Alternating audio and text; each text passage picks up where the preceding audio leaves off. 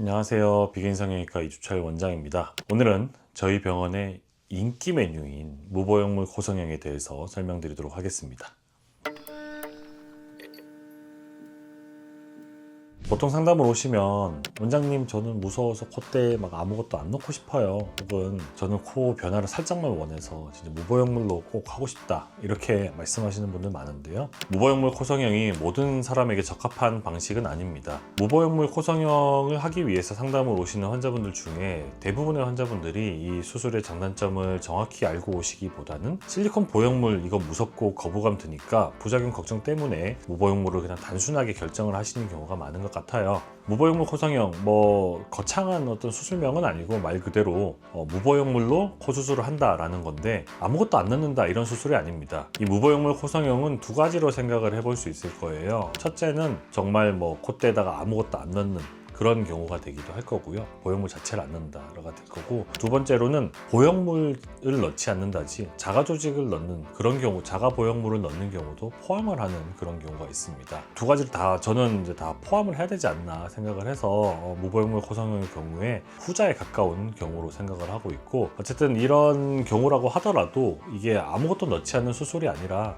실리콘과 같은 그냥 인공 보형물을 넣지 않는 것이지 콧대를 전혀 안 건드린다 이런 의미가 아니라는 얘기죠. 이 보형물 대신에 다른 재료들은 비중격 연골이라든지 귀연골이라든지 자간의 연골, 경우에 따라서는 근막이라든지 진피 이런 경우를 또 사용을 해서 우리가 형태를 교정하는 데 쓰고 있습니다. 자, 모든 수술이 그렇겠지만 재료를 고르기 전에 내 코 상태와 코의 한계를 알고 상담과 수술을 진행하는 게 제일 좋습니다. 아무리 내가 원한다고 하더라도 무보형물 코성형이 다 가능한 건 아니기 때문에 따라서 이제 수술 전에 충분한 상담을 통해서 나의 코에 맞는 재료와 술기를 파악하는 것을 권유드립니다.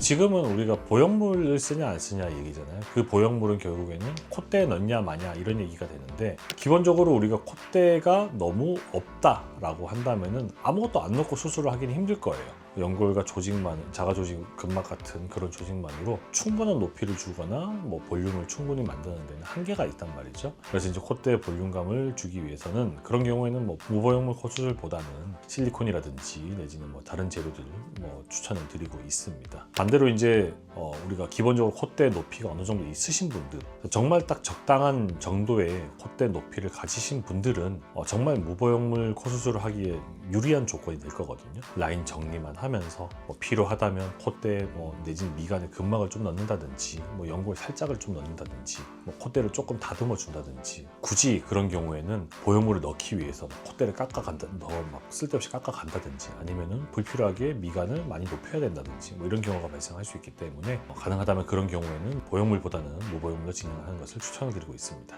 또 하나 무보형물 코성형을 진행하기에 중요한 요소는 피부의 두께도 우리가 고려를 할 수가 있겠죠. 그러니까 마른 피부라고 말씀드렸지만 피부 내지는 피부 밑에 연조직 근육이나 이런 부분을 다 포함해서인데, 이런 부분들이 조금 두께가 있거나 여유가 좀 있다라고 한다면은 절골이나 콧대 부분을 좀 또 갈아내거나 이런 부분을 하고 나서도 굴곡이 어느 정도 좀 가려지는 부분이 있어서 티가 많이 안 날 수도 있는 반면에, 피부가 너무 얇고 내지는 그 밑에 있는 근육도 종이처럼 얇고 이래가지고 어떤 커버의 역할을 충분하게 못하는 그런 경우라면은 아무리 열심히 안에서 매끄럽게 다듬어 주려고 해도 뼈의 윤곽이 좀 도드라져 보일 수밖에 없는 상황이기 때문에 미세한 부분도 좀 겉에서 보일 수 있는 부분이 있어서 이런 부분을 반드시 고려를 해가면서 수술을 결정하는 게 필요하겠습니다. 결국 이제 이 무보형물 수술은 단적으로 말씀드리면 하고 싶다가 아니라 구조적으로 가능한가가 먼저란 얘기죠. 원장님 저는 코가 낮은 편인데 무보형물로 코 수술을 하고 싶어요, 꼭 그렇게 하고 싶다라는 경우에도 선택지가 사실 아예 없는 건 아니기는 해요. 콧대에다가 자가진피를 이용을 하거나 자가늑연골을 우리가 채취를 해서 길게 깎아가지고 겹으로 이렇게 만들어가지고 보형물처럼 콧대에 볼륨을 주도록 그런 방식들이 있는데, 단점이 분명히 존재합니다. 먼저 이제 자가진피 같은 경우에는 다른 재료에 비해서 연골이라든지 이런 경우에 비해서 흡수율이 굉장히 높아요. 네. 수술하고 나서 처음 사실 한 2, 3개월만 해도 그 사이로 쭉 빠지거든요. 근데 그러고 나서도 6개월, 1년, 2년까지도 콧대 볼륨이 계속 조금씩 빠집니다. 생착이 진행되는 과정에서 흡수가 되기 때문에 줄어들 가능성이 굉장히 큽니다. 제가 환자분한테 맨날 말씀드리는 게 한 10개를 넣었다, 10 정도의 양을 넣었다고 쳤을 때 이게 최종적으로 남는 양이 얼마나 되느냐라고 한다면 4 안 남을 거예요. 2 내지 3 정도 남는다, 보통 그렇게 말씀드리거든요. 그래서 그만큼 줄어들 가능성이 크고, 자가누경고를 통으로 쓰든 갈아서 쓰든 둘 다 조금 이제 모양상으로는 단점이 있는 부분이죠. 일단은 뭐 누경골 자체가 조금 휠 수 있는 성질도 있기도 하고, 실리콘 같은 경우에는 조금 이제 부드럽기 때문에 뼈에다가 밀착을 하면서 굴곡 이런 부분이 조금 더 가려질 수 있는 부분이 있는가 하면, 이 연골 같은 경우는 그렇게 뭐 밀착하면서 다 이제 변형이 되거나 하지 않거든요. 그래서 이런 부분 때문에 어떤 뼈 위에서 떠가지고 조금 더 움직일 수 있는 가능성이 좀 더 크다라든지, 내지는 뭐 그로 인해서 한쪽으로 어디 쏠렸을 때 그림자가 좀 더 많이 보인다라든지 이럴 수 있는 부분도 있고요. 그리고 이제 연골을 갈아가지고 쓰는 그런 경우라면은 시간이 지나면서 좀 흡수가 좀 얘도 되긴 하거든요. 근데 이때 조금 흡수되는 부분 뭐 정도라든지 부위라든지 이런 부분이 일정하지가 않기 때문에 라인이 매끈하지 않고 울퉁불퉁해 보일 가능성도 충분히 있습니다. 그래서 저는 상담할 때 가능은 하다라고 말씀을 드리지만은, 동시에 이제 이 결과가 원하시는 결과가 정말 이 방법으로 충족될 수 있는지를 환자분과 같이 고민을 하고 있습니다. 앞서 말씀드린 어떤 피부의 여건이라든지 이런 부분을 같이 고려를 해야 되기도 하겠죠. 낮은 코에서 무보형물만으로 극적인 변화를 기대한다라는 것은 현실적으로 한계가 존재한다라는 점을 기억해 주시면 좋을 것 같습니다. 자, 그렇다면 이 까다로운 이 무보형물 코 성형을 사람들이 선호하는 이유가 뭘까요? 단순하게 볼 수 있을 거예요. 일단 기본적으로 보형물 실리콘 이물질을 안 쓰기 때문에 이물감에 대한 심리적인 부담이 적다라는 부분이고, 뭐 두 번째로는 사실 요거는 뭐 주가 되는 부분은 아니긴 하지만 자가조직을 사용하기 때문에 만졌을 때 뭔가 좀 보형물이 들어가 있다라는 이런 어떤 덩어리감, 그런 게 없어서 뭐 촉감이 비교적 어떻게 보면은 그냥 내 거다, 자연스럽다 이렇게 느끼실 수도 있겠고요.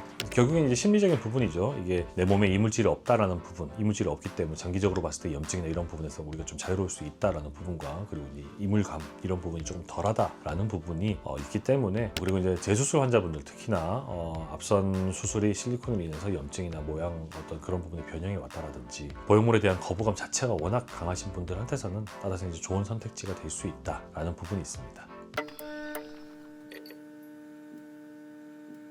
제가 상담하면서 중요하게 생각하는 것 중에 하나는 뭐 보형물이 무조건 나쁘고 무보형물이 좋은 게 아니라 이 코어의 구조 내지는 피부 그리고 원하는 결과, 이게 다 맞아야 좋은 수술이 된다라고 생각을 하고요. 무보형물 코성형의 한계를 모르고 선택을 한다면 막연하게 이제 기대만 이렇게 높아진 상태에서 나중에 결과를 맞닥뜨렸을 때 우리가 거기서의 갭으로 인해서 재수술로 이어질 가능성이 충분히 있다고 보거든요. 그래서 매번 한 번 더 강조를 하고 있는데, 어쨌든 그 한계를 충분히 이해한 상태에서 선택을 한다면은 굉장히 만족도가 높은 수술이 될 수 있다라고 봅니다. 따라서 이 무보형물은 무조건 안전한 방법이 아니라, 누구한테나 다 가능한 무조건 안전한 방법이 아니라 조건이 맞을 때 가능한 그런 수술이라고 생각을 하셔야 되겠습니다.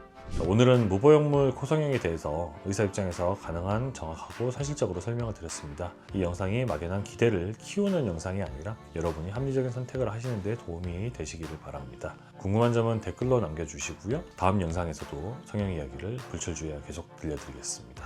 낮에도 밤에도 아름답게 이주철이었습니다. 감사합니다.